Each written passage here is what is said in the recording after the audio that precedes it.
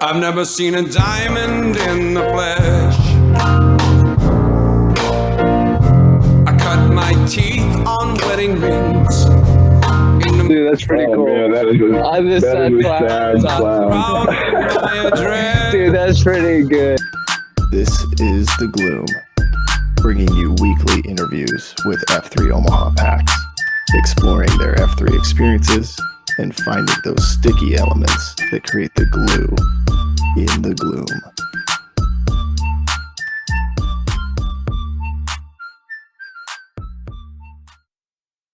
All right.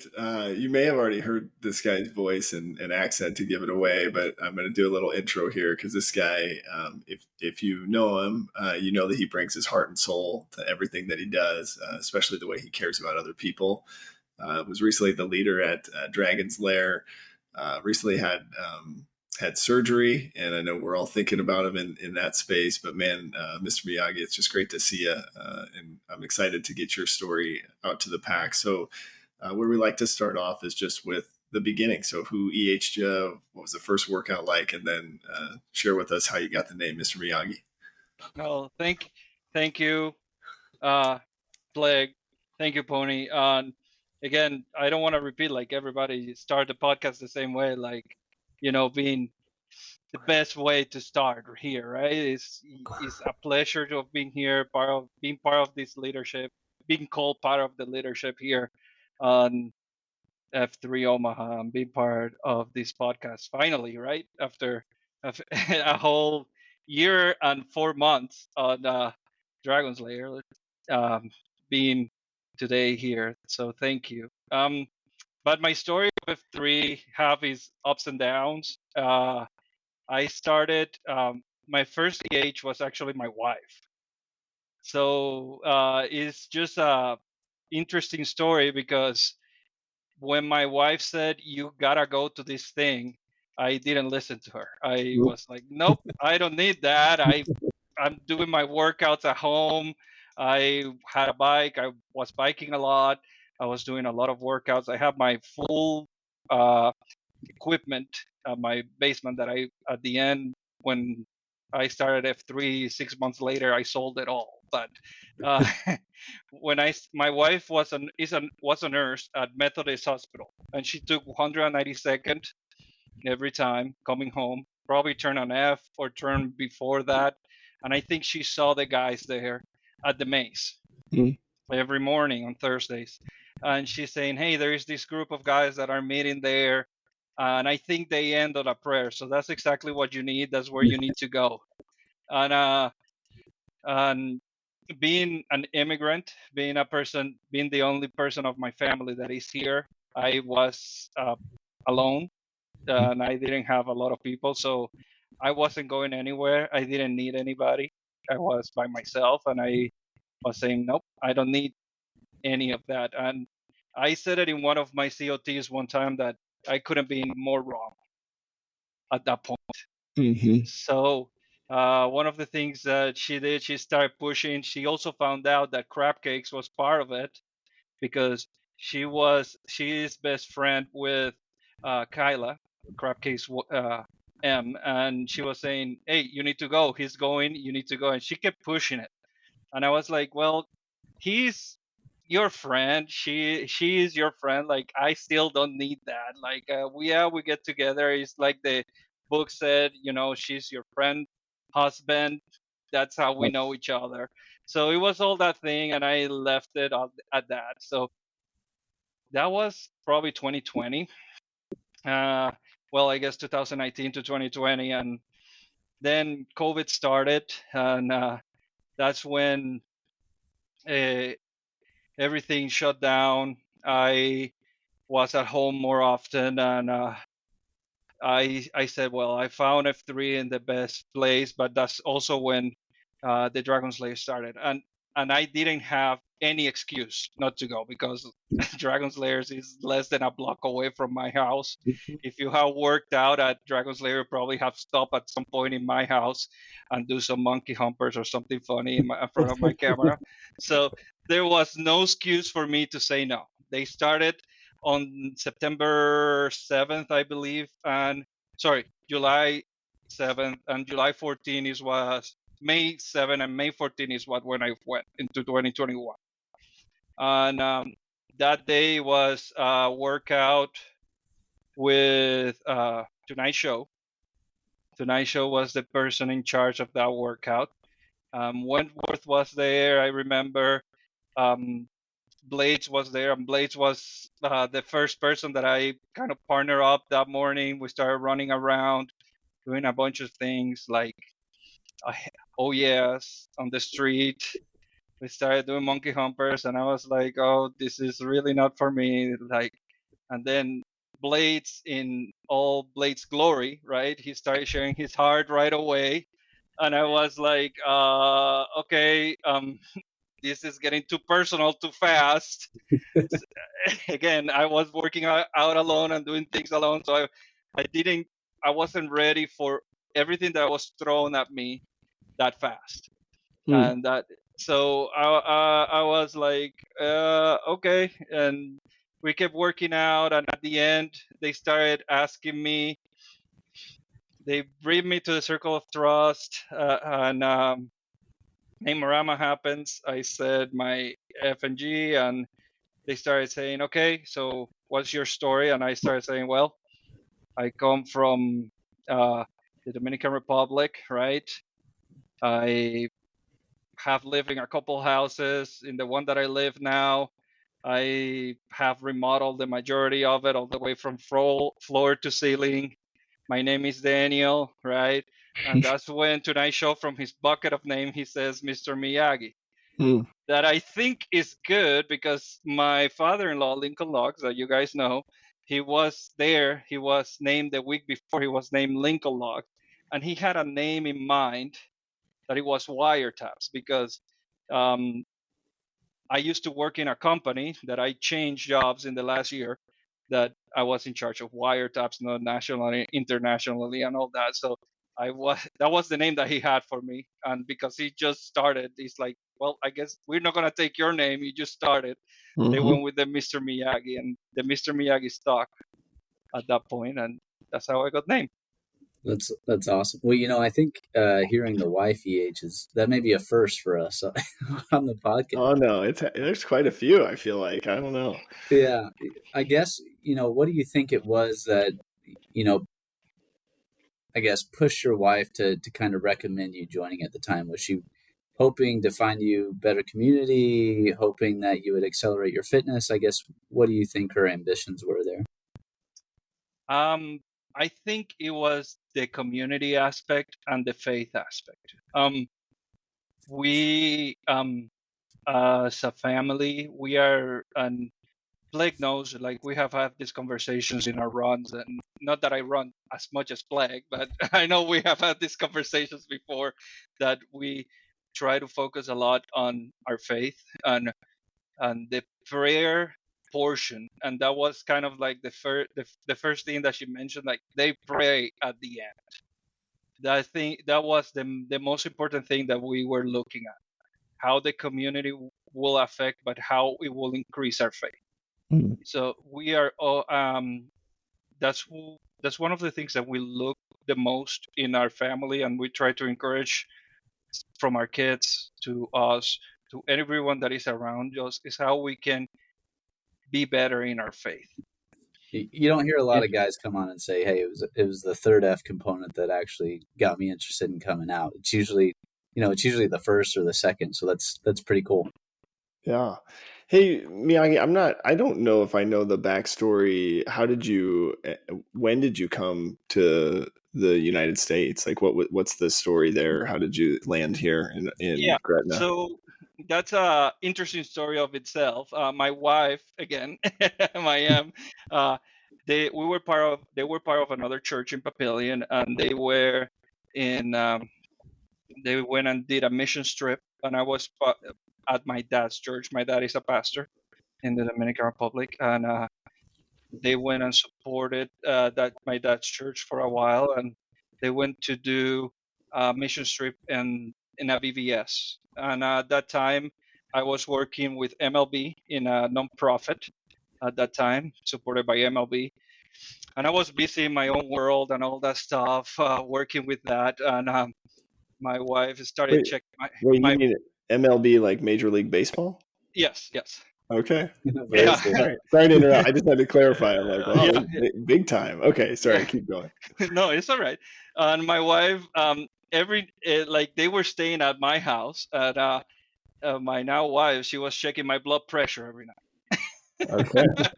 I guess this was her, as a nurse. That was her way of getting like to know me, and she was looking at that. "Yeah, your blood pressure is not very good. I guess that you're too much into your work." And then I decided to take a vacation here on that August of 2009, and that's where we got connected better. And then on August of 2009, then we decided something have to give, or she moved there, or I move here. And I did have a good job, but being a nurse is not a good job in the Dominican Republic. It's just like a lower level job. So I decided to leave everything, move to here, and I started everything over on October of 2009. I moved in. In December of 2009, we got engaged, and in March of 2010, we got married. Wow. Lincoln That's Logs awesome. didn't like that timeline, but we did it either way. Wow. Oh, that's cool. That's really cool. I didn't realize that. So she was there on a mission trip, met you, then you Yep. traveled here, and the rest is history. The Wow. rest is history. And she got Wow. pregnant in May, so it was like boom, boom, boom, boom. Yeah. Well, and Lincoln Logs is pretty good at math with his career, so I don't know if it adds up there or not. Yeah. Oh, that's too funny. So tell me this. So you mentioned you were working out in your basement and like free weights and stuff, or what was your fitness level like before F3? So I did have a full rack in my basement with I spent probably quite thousands of dollars. And I have a free weights, and I spent thousands of dollars on bikes and stuff, and I was doing all that. And I was prepping at that time in 2021 for a tour in Wisconsin, so I was biking quite a bit and all that.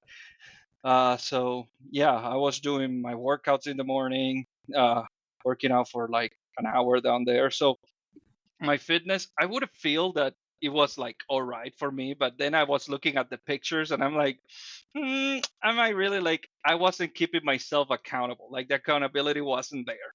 So that's one of the things that when I started F3, the accountability was more in there too, because I had to wake up, had to be there. The guys were, hey, come, let's go on a pre-run, do these things, let's do this challenge, things like that were more were keeping me more in pace of where I wanted to be. That being here, having it here is like, yeah, it's downstairs, I'm gonna go and do it. I did it, but it doesn't mean that I was doing it on my full potential that I could do it at that time.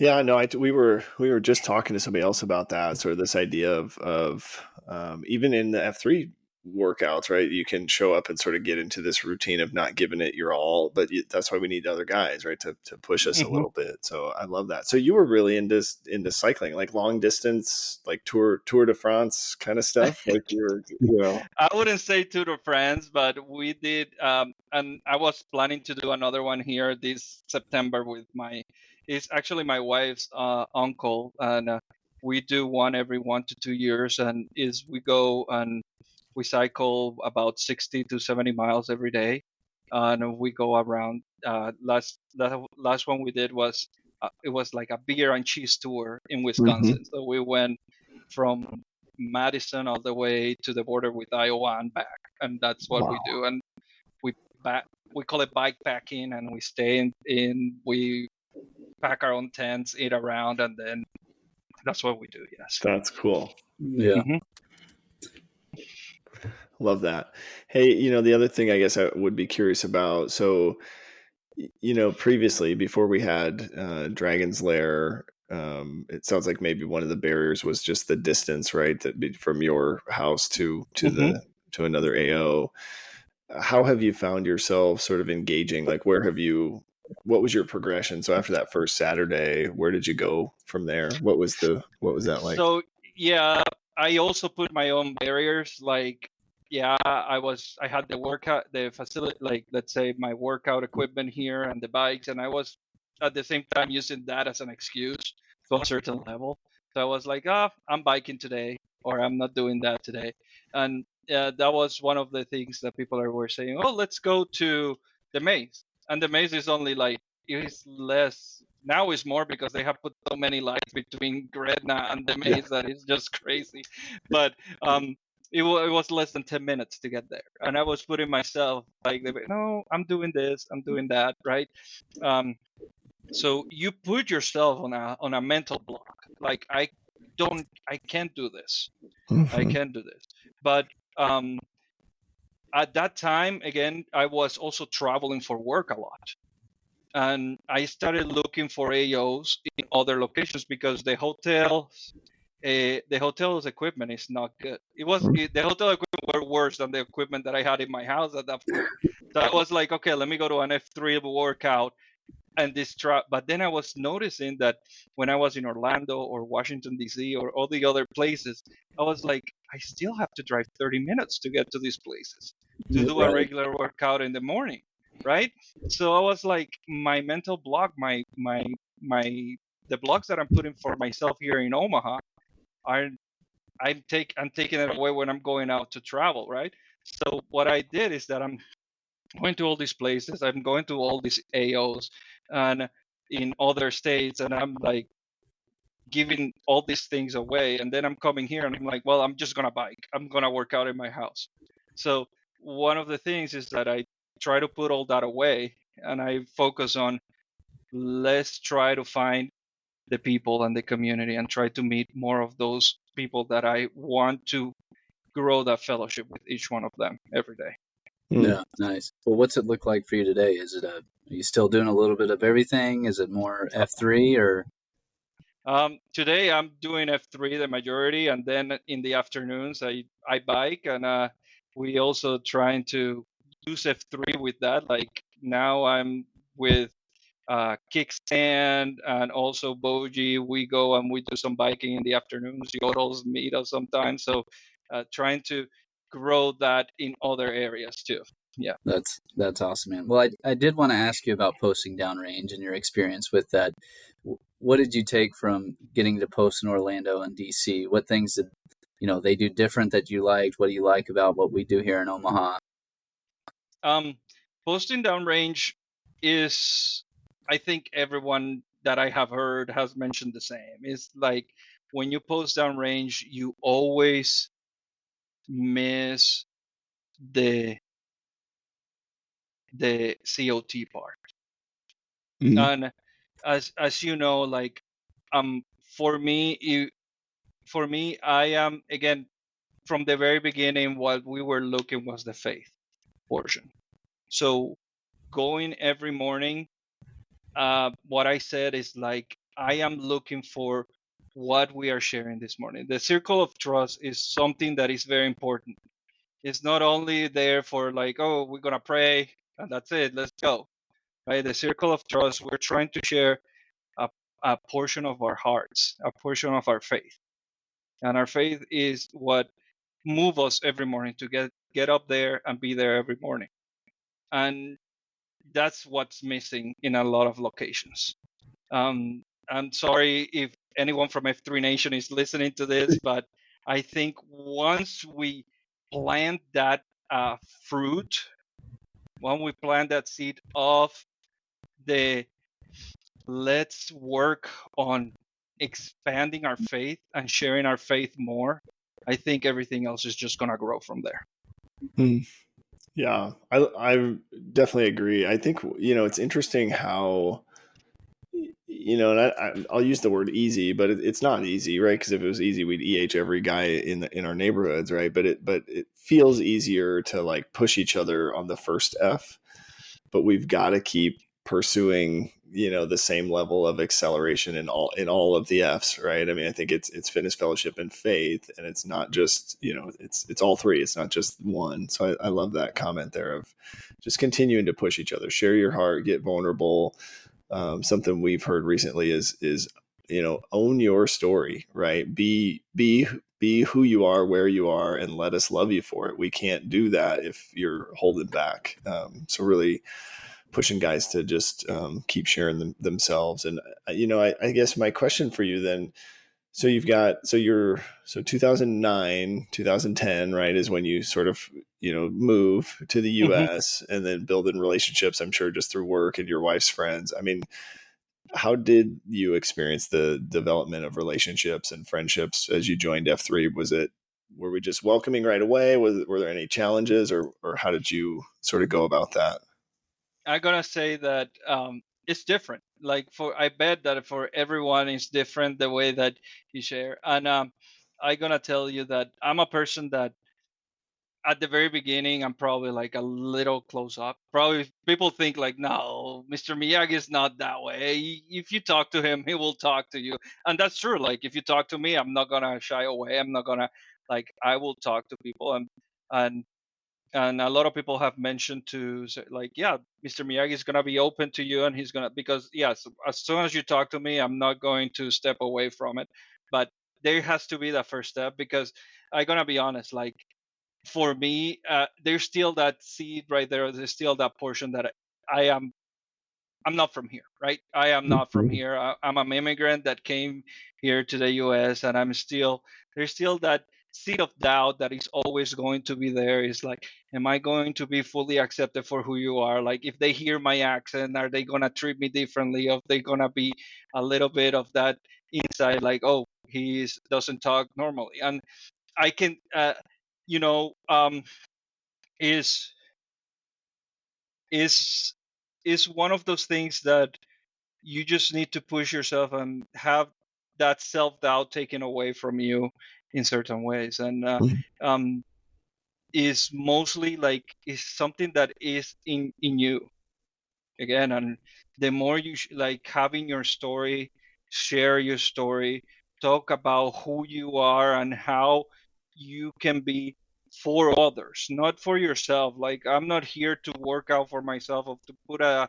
workout for me, or being there for those that are there that morning to help with the sick. Like, um one story that I had on when I posted downrange one time, I was the only one that was going back to pick up the six in one location, and people were like looking at me like, "What was that guy doing?" And he's like, "Well, let's go pick up the six. Let's go back." And it was a pretty big run, but we have to go back and like around this lake to pick up this guy. And I'm like, "Let's go back." I was feeling pretty good because it was like in the Florida area, so the altitude was helping me, kind of thing. I think, I don't know, but but I'm just saying, like, once you're there, you have to prove that you belong there, and that the values that we can share are the same for each one of us. For sure. Yeah. Was the language, sorry, that you mentioned just sort of the insecurity, right, of Mhm. your accent. And honestly, I'm jealous of your accent. So, you should be proud of that. I've always wanted to have like a cool, sexy accent. So you should, totally lean into that. But, was that a barrier to building friends and relationships in F3, or how did you go about, or was it just like you said, establishing shared values and beliefs with the guys? I think the only barrier has been Mufasa, but besides that, Yeah. you know. Me He's too. the nicest guy This though. country. No, I don't think it has been a barrier. Again, go with an open heart, Yeah. and that's what I try to do. I go with an open heart with my every day. Every day, I know it might be hard. It might be a hard morning for me. It might be a hard morning for someone else. Like, you can see it every morning when you show up to a workout. Who's the one who is just sitting alone? Just try to open your heart to that person, and maybe that's at the end of the day, that's the person who's just gonna share that moment, that he might be the one who's gonna keep coming, and is just that's Yeah. the way. Do you think we do a good job of that? I mean, I'm curious with your background, you coming into the group. Did you feel like we did a good job of welcoming new guys in? um I felt welcome. But again, I started at home. Like, I started in Gretna. Like, you had to come to me. Like Mm. I gonna tell you that. Like for me, like F3 started in my backyard. Like there was no way for me to do that. And then when I knew enough, I went to. But um I have seen and I have tried. Like I have seen some other Hispanic people coming in, and I've tried to reach out, and it's just have been a little bit more difficult. I don't know why. Um, I know there is a big Hispanic community that can be reached out, and they're like, I love Yodel. Yodel is like I tell Yodel that he's my immigrant friend, and we joke around about it all the time, right? We are the two immigrants in the group, but uh, I bet there are more. Like I'm Yeah. not taking away from anybody else who's listening, but um, we joke about it all the time.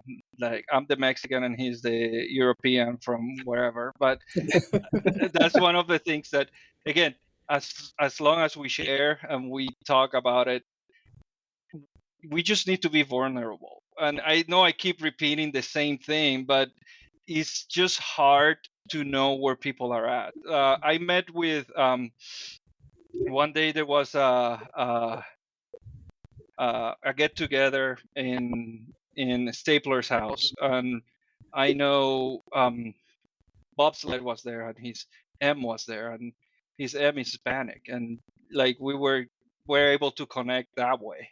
So those are the type of things that it's probably not the first person, but there are things that we can expand on, that we can grow into our connections and our community out there. Do you? I am curious. Do you feel like there's some cultural differences that you see from your background to what a predominantly American organization like F3 has? That's very interesting because I think there is an F3 Kenya. Have you guys Okay. seen that post? Yeah, and there is those guys working out there, and I have said to myself that at some point I'm gonna go and I'm gonna try to plant a flag in the Dominican. I don't know if it's gonna be one of our um, faith projects. We're gonna go and we're gonna do something there and try to plant a flag and then try. But there might be, I know there might be some work that has to be done because coming from my country, I know there is also there is that barrier of, and it was with me when I started, right? When my wife was the one pushing it, right? Like I don't need it, right? I have that mentality that I can be all by myself, and it's something that is put on me when I grew up. I can do it all by myself. The same way of like I cannot be vulnerable. Like I, you know that when I did my first COT, I started crying. It was hard for me to do one of my COTs because putting my heart out and putting my things out there is not as easy for a person because right, we are a culture that we just going to be strong and we're not going to show who we are, right? We're going to keep this shell of we are the strong man that has to present ourselves in a certain way. So those are the things that are just going to be presented, but it's a barrier that needs to be broken. And the only way that can be broken is just by opening our hearts. I love that. I think I loved what you said too of just like those relationships, they just continue to grow over time, right? As we get to know each other more and know different things, and maybe meet your M or your kids, or I love that connection. I'm curious for you too, sort of in the third F space, how much of that approach, because I think I what I heard you say was the way you built relationships by going to the group and finding a way to care for other guys. And so, which I love that, right? It really like an unselfish way to approach that. But how much has your faith played a role in just who you are, that approach? Would love to hear your story from that side. So my faith, just to be honest, my faith was tested at the very beginning when I started F3. Like as I mentioned, like I come from like before F3, I was traveling a lot. It was COVID, right? COVID shut everything down, and I was at home. Like I was using uh, my travels as a way of protecting, of taking care of things that were here at home, right? As I have heard, there is multiple ways that we can become, um, and I'm trying to find the right word for this, but um, like we can be addicted to certain things. And I was addicted to my job. Mm-hmm. My job was an addiction. I was traveling 40 weeks out of the 52 of the year, and I was taking my job, and it was everything that I was focused on. I was forgetting about everything else, and even my faith was neglected at that time. So when COVID hit, and as I mentioned, I found F3 at the right time because it helped me refocus on what was important. Because it wasn't it wasn't the fitness part. It was the faith. Where am I looking at when I'm looking at the center, right? When I'm looking at the right things, and that main thing was when I'm refocusing on the family, when I'm refocusing on God as my savior, when I'm refocusing on who is leading the family, I wasn't there. I wasn't there. I was traveling. I was doing other things, thinking that those were the right things that I was supposed to do as a leader of my family. So, looking at my faith, when I look at my faith, and I look that all those little pieces started coming back together at that point. The faith, it was like the Bible says, is the anchor of everything. So even when I come being from a son of a pastor that grew up in a church and did all this for the church, I wasn't doing it with the right heart. Mm-hmm. So I needed to look at my heart and consider that where is my heart in all this? And then look at where am I neglecting my family? Where am I focusing on this? And that helps in a lot of stuff. I changed my job, I changed all these things and started focusing on the right thing that helped with my faith in there. I love that. I want to get your thoughts on something because you mentioned, right, so your dad's a pastor. You met your wife while she was on a mission trip, so I'm assuming you guys share the same faith.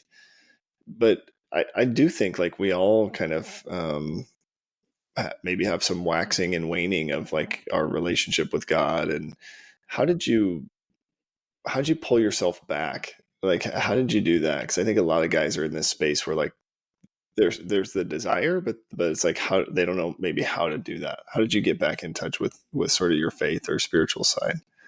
Oof, that's a hard question because for everyone could be different.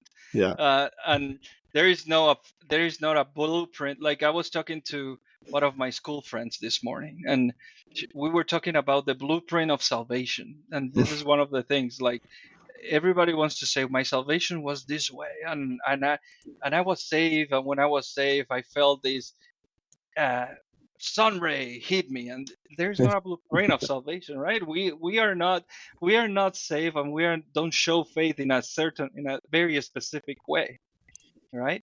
When I was saved, I was it could have I say I was 15 years old, right? But that couldn't be the same from you or for Pony, right?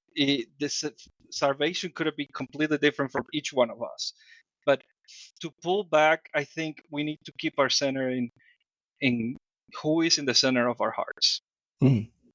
Because everything that is coming out is going to come out from what is in our hearts. So what is right in the center is what is going to come out of it. Mm-hmm. Our fights, our neglects, is what is going to give those fruits at the end. What is in the center of our hearts. So we just need to focus and make sure that what is in the center of our hearts is center on God. So that's what we need to look at. Man, I love that. You're talking about a couple of things here. You were going through a period of time during COVID where you're dealing with some, you're being a workaholic, right? Your job is the center of everything. And you're talking about riding the ship to where you're refocusing your priorities and your faith. And you don't have to share if you don't want to. Was there something in particular that just hit you where you're like, I'm slipping and I've lost focus, or what was it? It was family. It was my family, and yeah, it's hard to say. Like you can see that, like it was my family. Where I am looking to my family, where am I looking? My relationship with my wife at that point. And the being at home all those weeks in a row, all that time in a row, without having escape at that point was a hit on reality of where am I looking at and where are my priorities at and what I was using to escape those priorities or where am I looking at. So once I refocus on my family and where my family's at, not only on like, oh, we have everything covered financially and physically and everything. And I know like that this right now, I was just talking to Blake right before we started that we're going through this medical thing. Like we have 3 surgery. Like my son is having surgery this weekend again. Like the 3 of we are having surgery. All we're going through this physical thing, right? So we're taking care physically, financially, everything.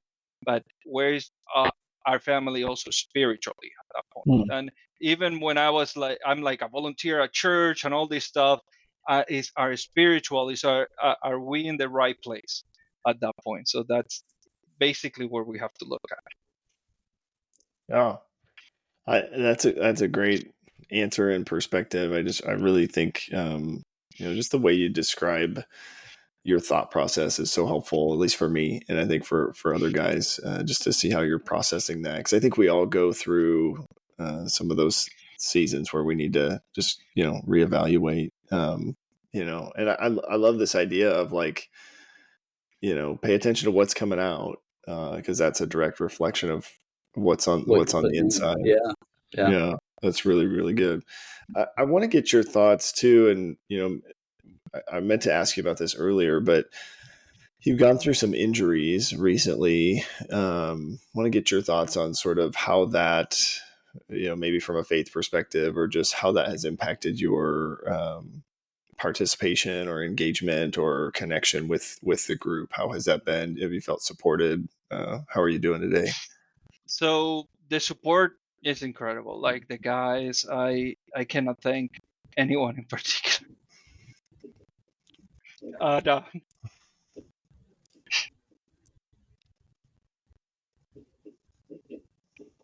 So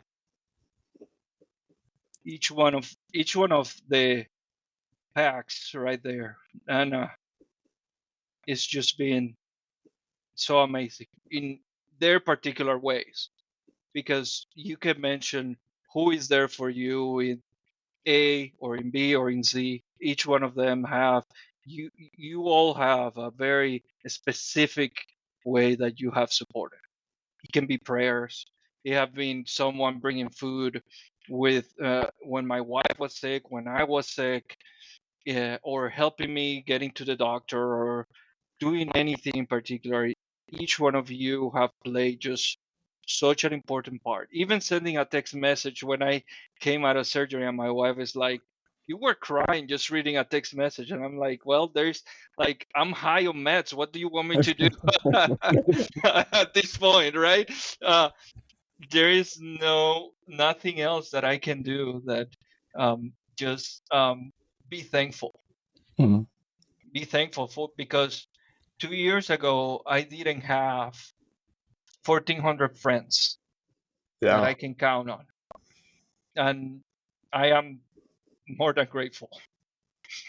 Absolutely. And it's just only by being there for each one of us, like each one of you do, that is important, because it's just a representation of who F3 Omaha is. Yeah. For sure, man. I think too. I mean, it's kind of the earlier point, like you shared early, right? What you were going through and what you thought were the challenges coming ahead, and just being true to sort of what you were saying of like share what's going on, let people help, because we got a lot of guys that want to help. I think, but I also see you as somebody that's continued to give it away. I remember there was a family in your neighborhood or community, right, that had a house fire, and so just putting stuff together to help that family. And then I would love to hear your perspective on leading Dragon's Lair, or this AO in your backyard, right? Of like, what was that like for you to be able to lead a site in your community? So when when Crab Cakes approached me, it was one of those. I say Crab Cakes was the muscle, and Tonight Show was the brains behind the whole Dragon's Lair thing, right? But when Crab Cakes approached me, and told, he didn't even ask. He said, "Well, you are the next." We went to a lunch, and he's like, "Well, you're taking it next," and I'm like, It was like at the end of the lunch, we were just having lunch, and he said, "You're taking Dragon's Lair the next May," and I'm like, "Oh, okay, but thank you for thinking of me." That's all I had to say. There was nothing else, but it was just overwhelming thankful, because again, coming from uh, kind of that hesitation of being part of this group, to people give me the confidence of like, I can be a leader in this community, I can be a leader of this group in here, was kind of the most amazing or pride that I could take. And when people ask me, um, what are you? Why do you have that license plate that they say Mr. Miyagi? What is that sticker? I say I was one of the leaders of this F3 Omaha, and we just meet right here. I'm not a good salesperson, and I haven't a lot of people, but I'm just telling. Yeah, I was one of the leaders, and this is what we do. And it was one of those things that I was just thankful for the opportunity of being there for others and being able to be there for each one of them. When and that also opened doors to help other ones in the community, because being the first AO in Gretna, and people driving by and seeing the flags, and there was one person that just came one day and is like, "Oh, I see the flag, what was happening? I think it was a patriotism thing," right? And just having that thing of, we are F3 Gretna at that point, and helping that person that lost their home, being we show up with a truck full of clothing um, and a mattress and some money that we were able to help them. More than anything, on Thanksgiving weekend, that was kind of like the hard thing to go through during Thanksgiving, is just to let them know that we are here for the community, and we are here to plant, grow, and serve a community that is in need of leaders around here. Yeah. Yeah, I really love to hear just how proud you were to be a PsyQ and to be involved in leadership, and I think that can be lost on people. So I really appreciate that, and you bringing your perspective here. I guess, any advice for some new guys that may have taken oversights, or what do you think is needed to successfully lead a site? One of the main things that what was lost on me to a certain point, and that I encourage everyone, is that this is not all on you. Because when Griswold and Harhat helped me at the end, when I was going through my surgery and when I was going through my injury, and Thomas helped to volunteer to help, and everybody else, it's like, it's not all on me. There is a burden that can be shared, right? There is a pain, there is help for everyone here. And I thank each one of those guys from the bottom of my heart, that they were there for me when I needed, and that they still there, and they come and they help with everything. And if I need some help or help taxman on anything, they are there for that. And at the same time, don't let, for those who are new, don't be afraid of leadership, because leadership is something that some people, there is two types of leadership. There is the one that is going to be the detached leadership. We are going to just do what is required of me and that's it. But there is the leadership that we are going to be there and we are going to charge on and march on at the front of the lines, and we're going to do what is required for us to represent who we are and how we do it. So don't be detached, don't be in the back of the line. Make sure that you're doing the most as you can. Take advantage of being a leader here on F3 Omaha, because you have that flag in your trunk. You have that flag, and people are going to ask why you have it. So you have that flag on that trunk. You have that flag on the back of your seat, and represent it with pride, because that's who you are right now. So be an example for each one every day you plant it.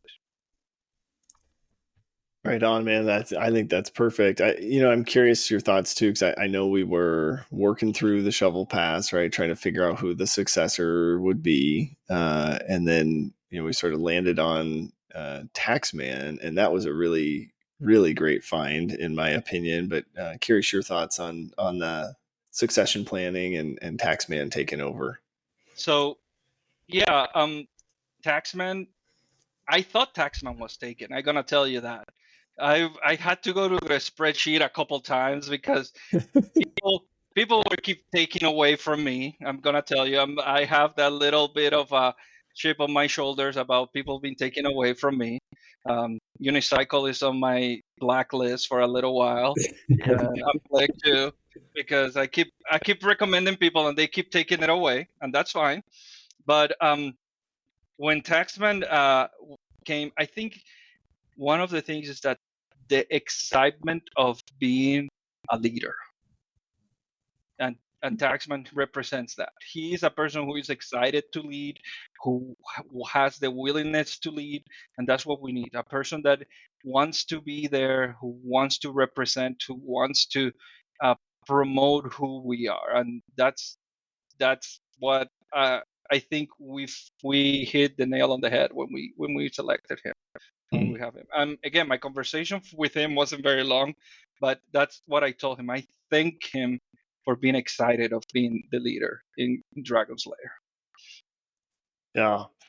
Yeah, he's great. And I think, like you said, he's hungry, right? He's like, I want to lead. Where's an opportunity? So that worked out really well. And it was, it's funny, like it wasn't necessarily according to our timing, right? As we were working on it behind the scenes. That's what I said. That's what I said on my CLT is what a year, and it's all in God's plan. It's like God's planning was perfect on bringing him into the perfect spot. I know he's having a kid soon. His wife is pregnant, but again, we're here to help him to fulfill and complete his job here when we need. We're here for him to do it. Absolutely.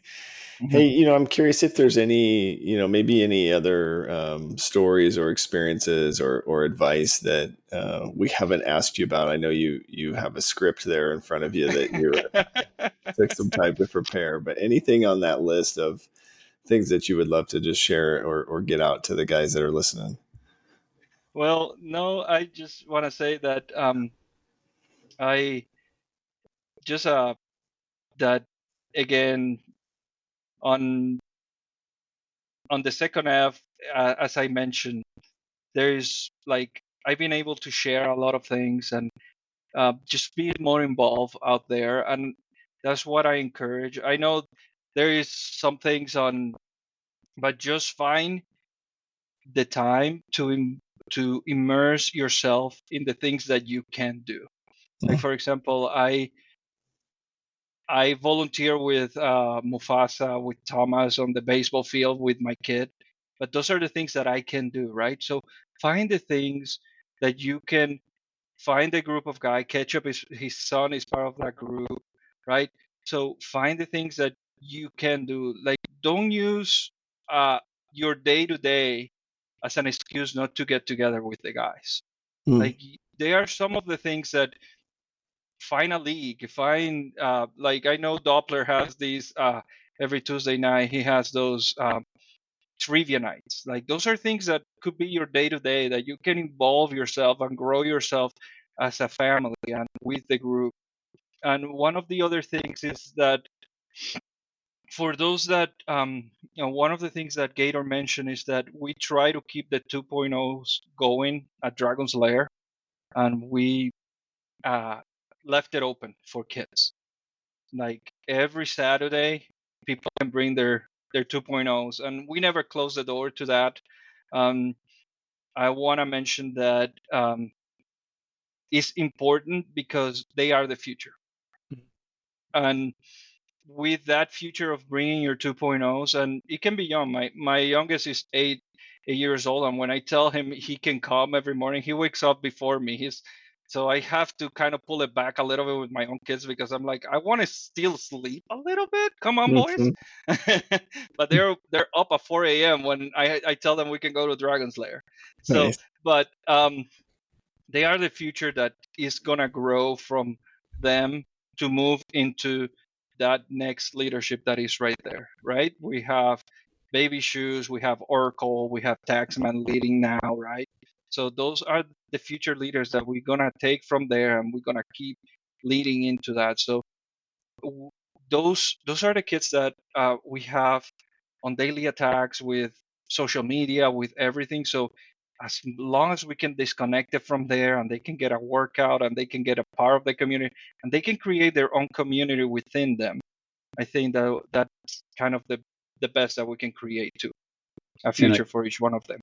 Yeah, I think that's great advice. I mean, we've obviously got some dads in here with young kids or 2.0s, and just being mindful of not only accelerating yourself, but being mindful of your 2.0s as well is a great call to action. So certainly appreciate that. For the guys that see you out there in the gloom here soon, or just see you outside the gloom, any words of encouragement that you need, or any prayers weighing on your heart right now? Just at this point, we just recovery. Not only mine, but my whole family is going through these process of surgeries and stuff, and we just want a healthy home at this point and going through this recovery process. So we just want to be on the healthy side. Hopefully, by the end of November, December, we probably will be back out there 100%, hoping for that. But again, as I mentioned, this is God's plan, and God's plan for me to be a leader, God's plan for me to, even when I wanted to pass the flag, that wasn't the purpose. And when Taxman came, that was God's plan, and that's when I got my surgery. So this is where I'm at. So we are just hoping that in His will and when He wants, He will be the one to complete it. So just pray for that, and that when I see you out there, all I need is a hug and love. Awesome. We'll certainly be praying for you and your family during this time for sure, and we'll make sure and give you a big hug if we see you out there. Yeah, we're trying to turn Westo into hugs all around after every workout. So I'll definitely don't follow Kickstand or Griswold comments afterward, right? They start with the kiss him or stuff, but don't do that. Yeah. Miyagi, it's just been great getting to know you over the past few years, and getting to hear more of your story here. I think it's just really cool to have our eyes opened up to a different perspective. I definitely hope you have felt welcomed and continue to, feel welcomed into the group. I think you're a key member to this community of leaders in F3. So the only thing I want to correct you on, when you talk to people, make sure they know you're still a leader in this group, right? You that's not a past tense thing. So you are still a leader, you don't have to have a flag to be a leader in this group. So, I think I was the only one who passed a flag and also received a flag at the end. Yeah. I don't know if you noticed that Taxman gave me a flag back. So I do have a flag on my own. I don't know how am I gonna name this flag or whatever? It does have a cup holder, so it's the cup holder flag. So Yeah, I think anywhere you go, you can declare it as your AO, whatever you my want it to AO, be. exactly. Yeah. So No, I love it, man. I appreciate you sharing today and just for your time. It's been great. We'll kind of wrap up with a little Name-a-rama. Yeah. Sound Yes. good? Yeah. All right. Brandon Flehardy, 37, The Plague. The Plague. flag. John Whitworth, 32, Pony Express. Pony Express. Hey. Daniel Castillo, 39, Mr. Miyagi. Mr. Miyagi. Is there a sound with Mr. Miyagi? It's just the bow. There is no sound. It was just the bow. Always have been the bow. Yeah. Yeah. I have to embrace it. People say that it might be. Some people ask me like, "Isn't that racist?" It's like, why is it has to be racist? Like your accent is. It's like, no, it's not. It's you just embrace who you are. That's right. Embrace who you are out there. Yeah. So I love it. I love it. Well, thanks, guys. And sorry I was late, but I appreciate both of you. You're good. Thank you. You're good.